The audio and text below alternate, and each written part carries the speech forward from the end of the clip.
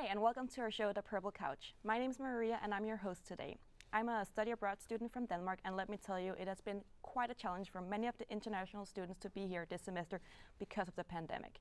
That's why I've invited Lily Ferris here, who is a SF States Exchange Advisor, and she's been helping me and all the other international students to study here in San Francisco this semester. Hi, Lily, and thank you so much for being here on the show today and for the help the past 8 months. So just to get started off, and for all the people watching us, can you tell us a little bit about what it is the Office of International Program does here at SF State? Yeah, of course. So the Office of International Programs is part of the Division of International Education, Student Affairs and Enrollment Management at SF State. We have 3 primary functions. The first being to take care of our international students like yourself, make sure everything's okay with your immigration and entry into the US. We also focus on study abroad, sending SF State students abroad to our partner institutions. And we have a team focused on international outreach and recruitment for the university. So getting more into university partnerships and deals with other schools? Or Yeah, so on the exchange side, so I work with exchange students, and our exchange program is bilateral. So the students we send out are the number of students we can take in. So we do have partnerships with different international universities that we set up study abroad partnerships with. As well, we have outreach coordinators who are directly recruiting students to study at SF State for their whole undergraduate and graduate experience. Okay, cool. So normally when there isn't a global pandemic in the world, how many exchange students do you have here at SF State? Our largest intake is usually in the fall, and we usually have around 200 to 250 students. Okay, and how much do you have now in this semester? Yeah, so this semester we're doing better than last semester because we had 0 students in the US. This semester we have 162 students on campus, exchange students. And we have 7 students participating in virtual exchange from their home countries. Really? Okay. And which countries are most represented here in SF State? You know, I would have to get back to you on the exact statistics, but we always have a large contingency from Denmark, as well as Japan and South Korea. And this year we also have quite a few students from the UK and France as well. Okay, nice. I met them. They're nice people. Yeah. So what has been the biggest issue in regards to getting the exchange students here to SF State this semester? Yeah, so this semester the biggest issue has actually been visa appointment availability. So students are able to enter the US if they have their J1 visa, which is the type of visa they use to participate in the exchange.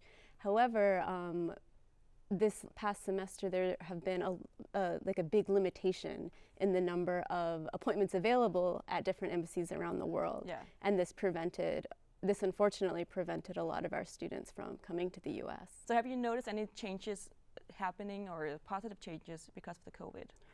You know, it's difficult to note any positive changes. I guess if I had to really dig deep, I would say that our improved use of technology to assist students has been a big benefit, not just during the online learning that was a result of COVID, but also moving forward. We plan to continue offering Zoom advising to our students, as well as other virtual engagement opportunities. I think the biggest difference is definitely that most classes are online this semester. Mm-hmm.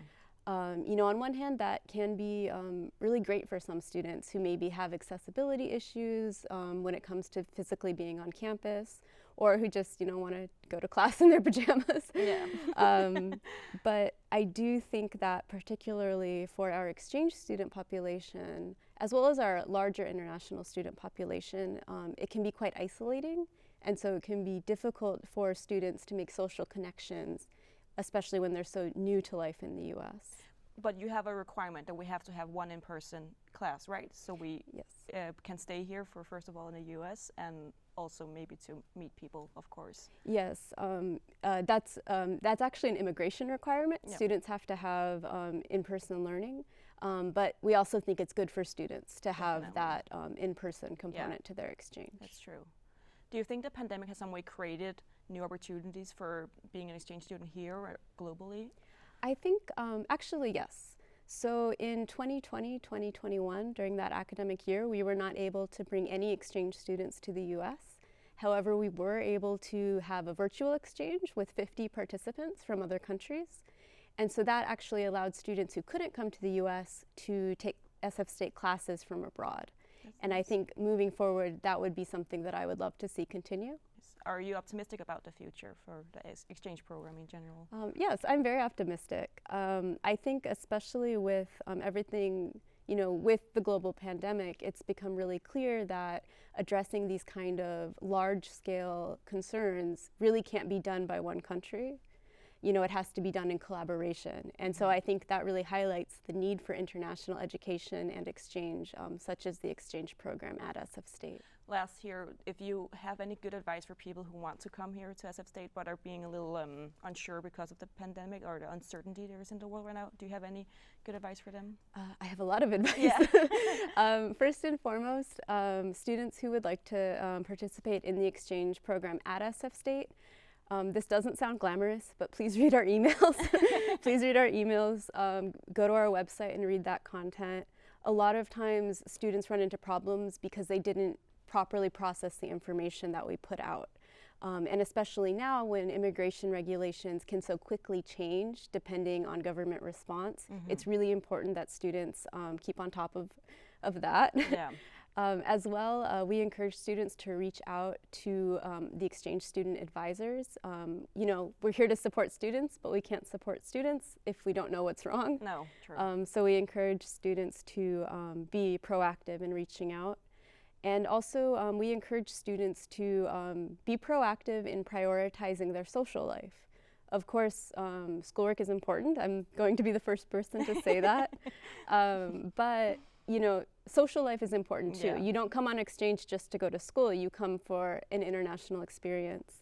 And so we really encourage students to reach out to people and make friends via student organizations such as the International Education Exchange Council, also called IEC. There are other organizations as well. Like you name it, you can probably find it at SF State.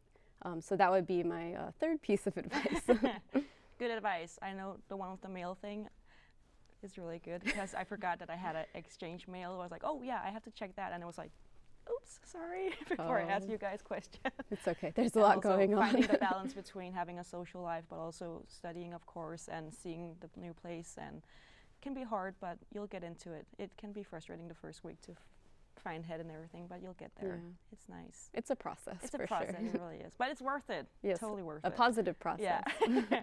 Well, thank you so much for being on our show today. And are you dreaming of going abroad or studying abroad, or do you want to learn more about the international opportunity there is here at SF State? Then please visit our website at oep.sfsu.edu or check out their Instagram at SFSU IEEC or their Facebook IEEC Fall 2021. Thank you for watching the show, and see you soon.